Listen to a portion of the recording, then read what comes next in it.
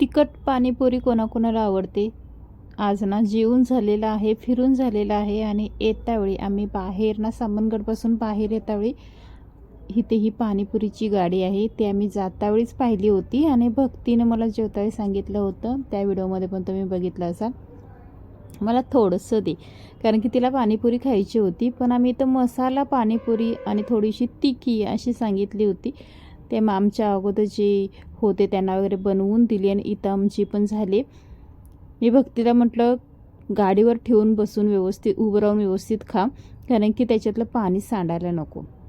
तर इकडे ठेवलेली आहे. भक्ती पहिला टेस्ट करू दे आणि नंतर मी पण बघणार आहे, कारण की आम्ही ना थोडंसं पाणी कमी अशी सुकीवाली असते ना मसाला वगैरे घालून ती वाली घेतलेली आहे. त्याच्यामुळं मी ट्राय तरी करणारच आहे. नेमकं आहे तर एवढ्या जंगलामध्ये हे मामा गाडी घेऊन थांबलेत पाणीपुरीची आहे, तरी बघू कशी आहे.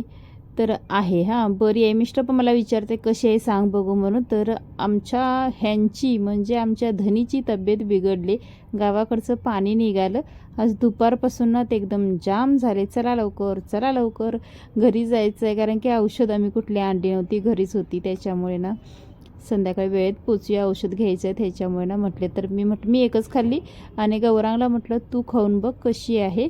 तर इथं मी दुसरं काही घेतलं नव्हतं, कारण की मला थोडंसं गार प्यायची इच्छा झाली होती.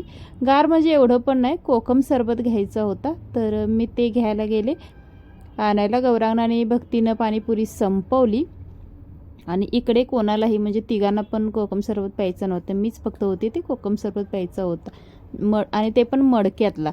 मडक्यामध्ये म्हणजे एवढं थंड पाणी नसतं, फ्रीजचं वगैरे नाही आहे, मडक्यातलं आहे. त्याच्यामुळे जी मडक्यातली टेस्ट आहे ना ती जास्त करून मला आवडते. स्मेल जो असतो ना तर तो, त्याच्यामुळे इकडे मी कोकम सरबत घेते. बरेच जणांना वाटलं मी हा ना छोटासा व्हिडिओ म्हणजे फोटो टाकला होता, की बरेच जणांना वाटलं की मी नको तेच घेते वाटतं, एकटे काय म्हणून मला मेसेज आले होते. तर आता आपण आलेलो आहोत आमच्या कोल्हापूर रोडला.